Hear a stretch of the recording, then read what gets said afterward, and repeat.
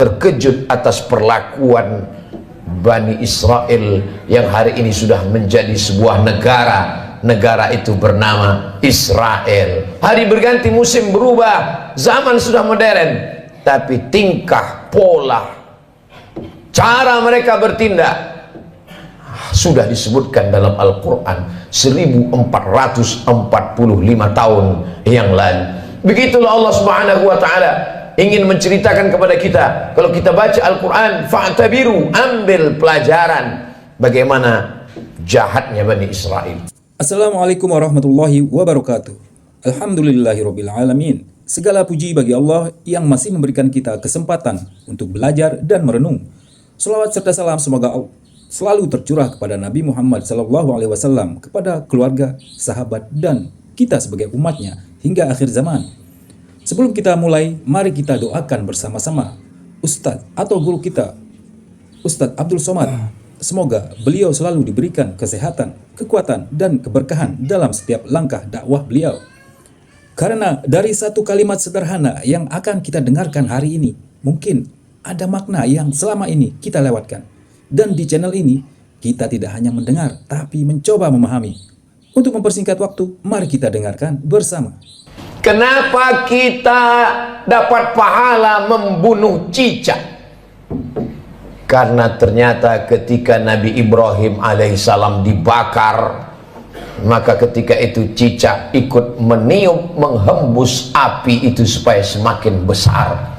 Itulah salah satu yang disebutkan Nabi SAW. Walaupun secara medis dan kesehatan, andai ada orang tidak percaya kepada hadis, tidak percaya kepada ayat, dia tetap juga akan membunuh cicak. Karena cicak membawa materi, jari-jarinya melekat ke makanan, banyak virus.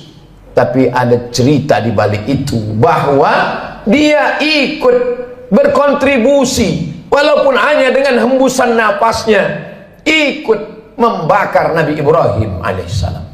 Sementara burung pipit, ketika Nabi Ibrahim dibakar, harriquhu, nyalakan api, bakar dia. Burung pipit datang membawa setetes dua tetes air. Setetes dua tetes air yang dibawa oleh burung pipit untuk memadamkan api yang membakar Nabi Ibrahim tidak ada pengaruhnya. Lalu binatang yang lain bertanya, wahai burung pipit, untuk apa kau bawa dua tetes air memadamkan api yang bergejolak membakar Nabi Ibrahim? Kata burung pipit, aku tidak melihat efeknya, tapi aku hanya berharap ketika nanti di hadapan Allah waktu ditanya, apa yang sudah kau lakukan ketika mereka membakar Ibrahim? Aku sudah melakukan sesuatu. Ketika Nabi Musa alaihissalam membawa Bani Israel menyeberang Laut Merah, bagaimana penderitaan yang dialami oleh Nabi Musa alaihissalam? Mereka bertemu dengan sekelompok manusia yang menyembah berhala. Lalu apa kata Bani Israel meminta kepada Musa? Ya Musa, ij'al lana ilahan kama lahum alihah. Wahai Musa, buatkanlah kami Tuhan seperti Tuhan-Tuhan mereka dalam bentuk berhala. Begitulah kurang ajarnya Bani Israel kepada Nabi utusan Allah Subhanahu wa ta'ala. Hari ini, sejahat-jahatnya umat Nabi Muhammad SAW, belum pernah ada yang menantang Ustadz, tolong buat kami Tuhan seperti Tuhan mereka. Andai tidak percaya kepada Ustadz, paling mereka hanya akan diam saja. Tapi kisah ini diabadikan dalam Al-Quran. Surat yang pertama Al-Fatihah, surat yang kedua Al-Baqarah. Surat Al-Baqarah bercerita tentang perjalanan Nabi Musa alaihissalam bersama dengan Bani Israel. Perjalanan mereka lanjutkan. Lalu apa kata mereka kepada Nabi Musa alaihissalam? Ya Musa, lan nu'mina laka hatta narallaha jahrah. Lan, kami tidak akan beriman percaya kepadamu hatta narallaha jahrah, sampai kami melihat Tuhan secara nyata. Sebelum Tuhan itu terlihat nyata, kami tidak percaya kepadamu wahai Musa. Begitulah tingkah pola mereka kepada Nabi utusan Allah Subhanahu wa ta'ala. Ke negeri kita di Nusantara cukup dikirimkan Allah wali-wali saja, wali songo di Pulau Jawa, para alim, para ulama. Tidak perlu Nabi. Menunjukkan dokter spesialis yang datang ke rumah orang kaya, satu sisi menunjukkan kehebatan, tapi di sisi lain juga menunjukkan bahwa ada penyakit kronis yang sulit untuk disembuhkan oleh dokter biasa. Begitulah Nabi Musa yang amat sangat kuat, sangat hebat berhadapan dengan Bani Israel yang tingkat kejahatannya juga luar biasa. Di gurun pasir tidak ada tanaman tempat bernaung dan berlindung.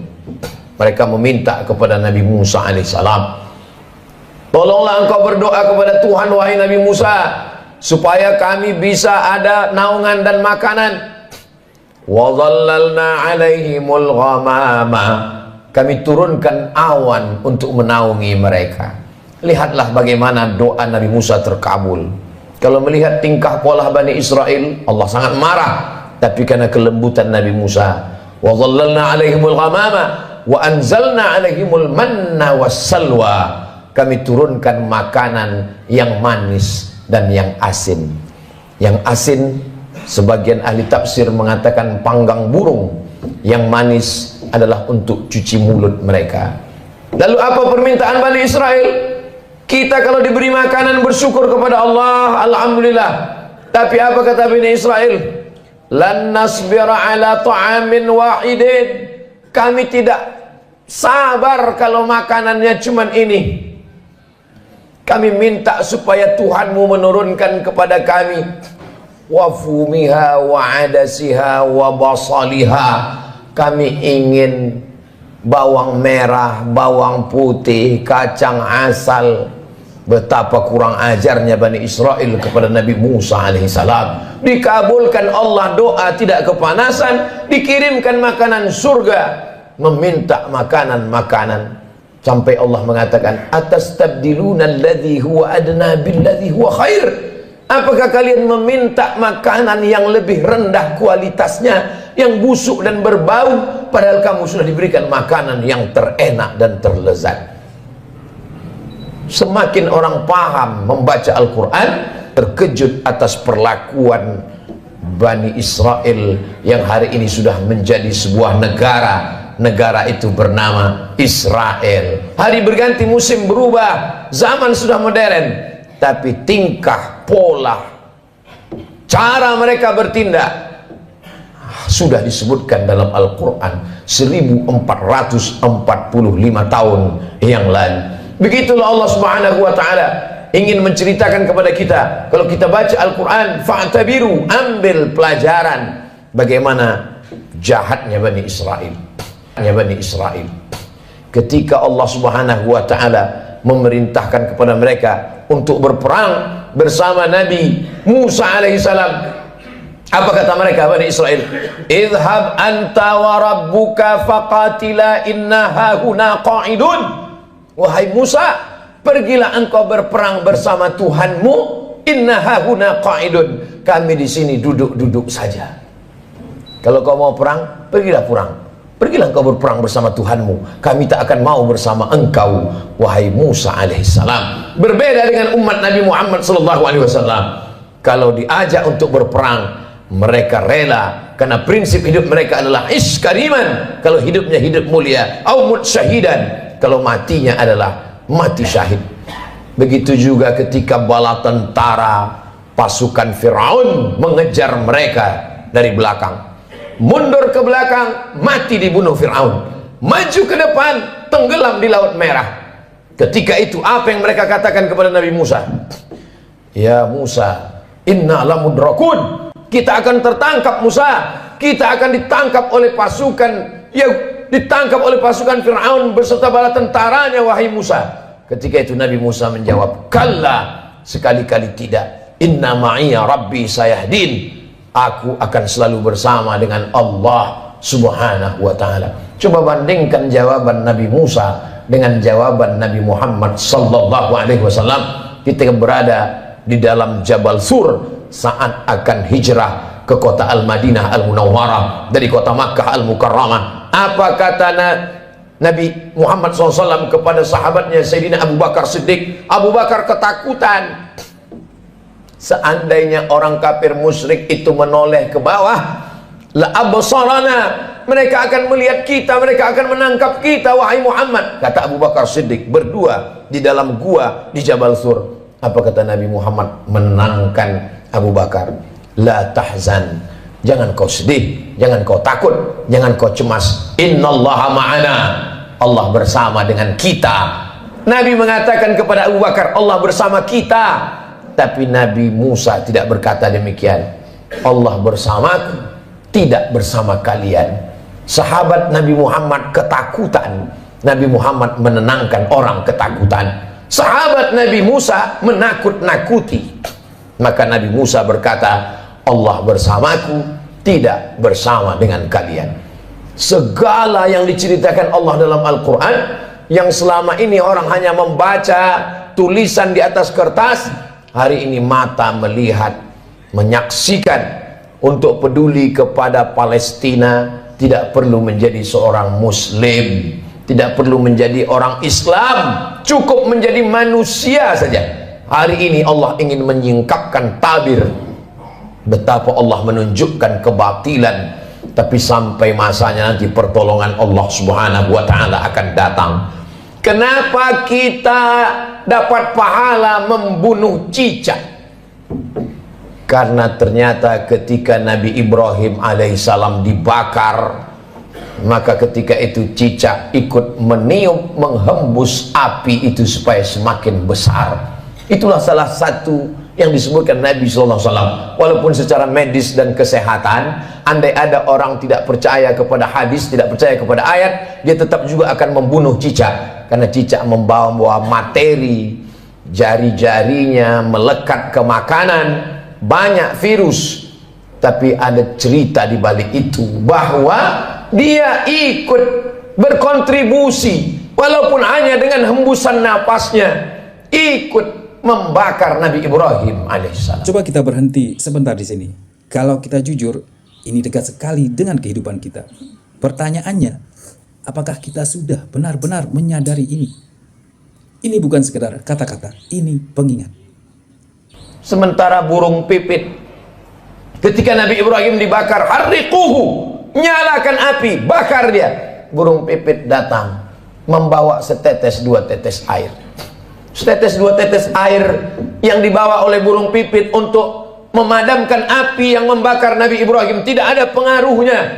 Lalu binatang yang lain bertanya, wahai burung pipit, untuk apa kau bawa dua tetes air memadamkan api yang bergejolak membakar Nabi Ibrahim? Kata burung pipit, aku tidak melihat efeknya, tapi aku hanya berharap ketika nanti di hadapan Allah waktu ditanya, apa yang sudah kau lakukan ketika mereka membakar Ibrahim? Aku sudah melakukan sesuatu. Jangan pernah menganggap sepele perbuatan kita hari ini. Kita tak bisa datang ke Palestina memakai baju perang, tapi kalau kita berkumpul bersama, mengumpulkan dana, duit itu akan dikirim melalui lembaga yang terpercaya, di antaranya dompet duafa, untuk membeli susu bayi, untuk membeli selimut, untuk membuat sumur bor supaya mereka bisa makan dan minum. Maka bantuan itu sama seperti tetesan burung pipit yang memadamkan api Nabi Ibrahim alaihissalam. Jangan pernah tertawa melihat kebatilan. Kalau belum pernah bisa membela Palestina dengan nyawa, dengan harta, jangan pernah mentertawakan. Karena dulu 1945 ketika kita Presiden Insinyur Soekarno, Bung Hatta memproklamirkan kemerdekaan Indonesia, di antara umat di dunia ini yang mendukung kemerdekaan kita adalah Imam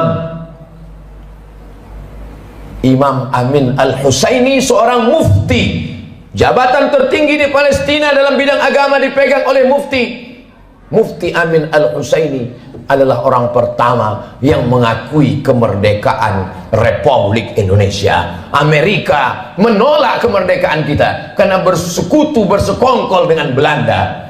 Tapi Palestina, mereka adalah orang yang memberikan support, doanya, pengakuan, karena syarat merdeka punya wilayah teritorial, ada pemerintahannya. Jangan lupa, ada syarat untuk menjadi negara merdeka, diakui oleh negara lain. Negara pertama yang mengakui kita adalah Mesir. Mufti pertama yang mengakui kita adalah Mufti Palestina. Ketika itu mereka negara yang merdeka, Palestina sebagai sebuah negara. Saat kita merdeka 1945, Palestina negara merdeka dan mengakui kita sebagai negara.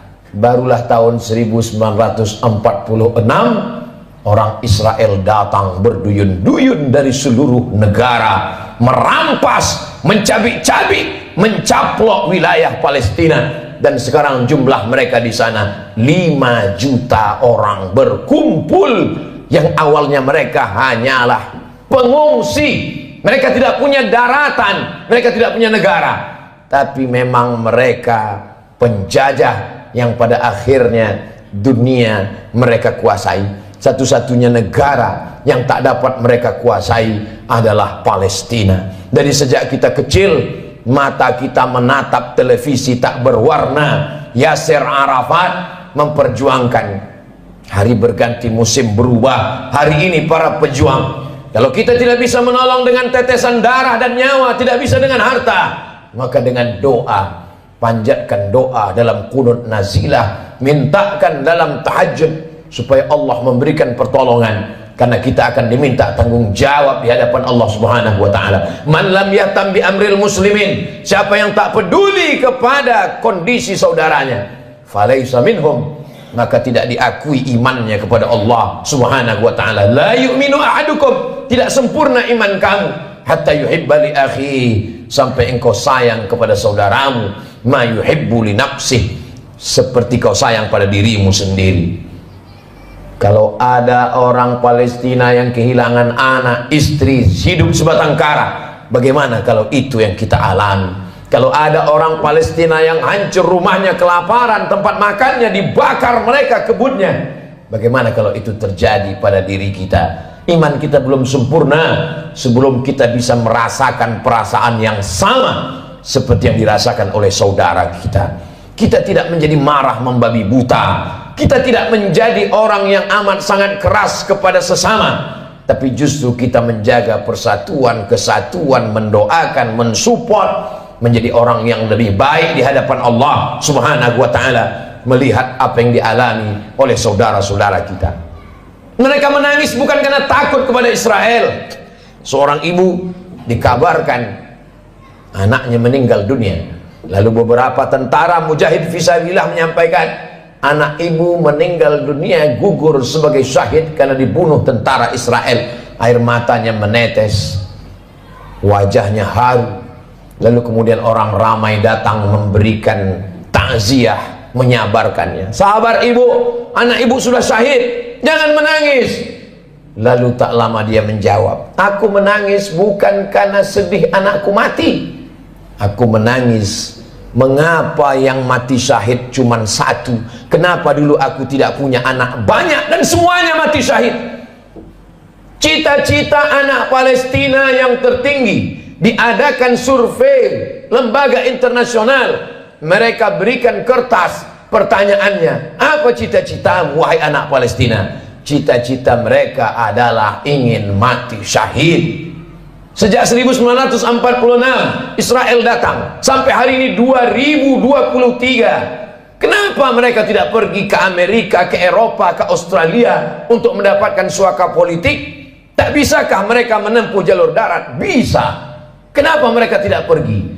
Mereka ingin mati sebagai syahid dan tidak ingin meninggalkan bumi yang diberkahi, yang disebutkan dalam Al-Quran, subhanalladzi asra bi'abdihi laylan minal masjidil haram ilal masjidil aqsa. Kalau hari ini kita merasa kasihan, sesungguhnya yang lebih layak dikasihani adalah diri kita yang tidak pernah mementingkan agama Allah, yang tidak pernah bercita-cita ingin menjadi syahid. Wa tilkal ayyamu nudawiluha bainan nas, demikianlah hari itu kami tukarkan, kami pergantikan silih berganti. Untuk apa Allah buat ada tahun lalu dan tahun ini? Untuk apa Allah buat ada Jumat yang lalu dan Jumat ini? Liya'lamallahu alladhina amanu Allah mau melihat siapa yang imannya istiqamah. Wa yattakhidha minkum syuhada. Allah ingin melihat siapa yang mati syahid. 17 Agustus bukan hanya sekedar mensyukuri nikmat kemerdekaan, tapi juga mengenang mereka yang mati syahid.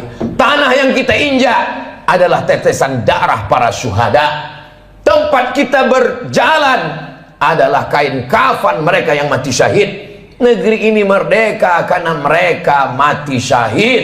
Siapa yang menyampaikan itu? Yang menyampaikan itu adalah para alim dan ulama. Kalau kita hari ini kasihan, sesungguhnya sisakanlah rasa kasihan pada diri kita sendiri yang belum tentu diterima Allah. Kita semua akan diminta tanggung jawab nanti di hadapan Allah Subhanahu wa taala. Salahuddin Al-Ayyubi, kalau dia ditanya Allah, apa yang sudah kau lakukan wahai Salahuddin? Salahuddin menjawab, aku sudah memerdekakan Palestina. Ditakdirkan Allah kita hidup tahun 2023. Zaman dulu kalau terjadi pembunuhan orang di Nusantara, nenek moyang kita tak tahu apa yang terjadi di Palestina. Beritanya lambat. Hari ini pembunuhan di detik ini, videonya langsung di-share dan kita bisa melihatnya. Kita diminta tanggung jawab di hadapan Allah Subhanahu wa taala. Salat kita, puasa kita, zikir kita, tapi jangan lupa kita akan diminta tanggung jawab. Apa peduli kita kepada Masjidil Aqsa, tempat Isra Mi'rajnya Nabi Muhammad SAW. Mudah-mudahan Allah mengampuni segala dosa-dosa, kekhilafan dan kesilapan kita. Kita ajarkan kepada anak-anak kita tentang peduli kepada Palestina, tentang peduli kepada Masjidil Aqsa, tentang peduli kepada agama Allah Subhanahu wa taala. Barakallahu li wa lakum fil Qur'anil azim wa nafa'ani wa iyyakum bima fihi minal ayati wadh-dhikril hakim wa taqabbala minni wa minkum tilawatahu innahu huwal ghafurur rahim. Dari apa yang kita dengarkan barusan, mungkin bukan tentang hal yang baru, tapi tentang hal yang sering kita lupakan. Kadang yang kita butuhkan bukan lebih banyak pengetahuan, tapi lebih banyak kesadaran. Kalau kamu merasa ini bermanfaat, silahkan bagikan ke orang lain. Dan kalau kamu ingin terus mendapatkan konten seperti ini, jangan lupa subscribe dan dukung channel ini.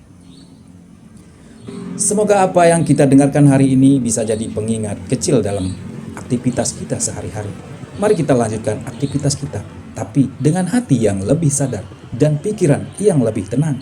Wassalamualaikum warahmatullahi wabarakatuh.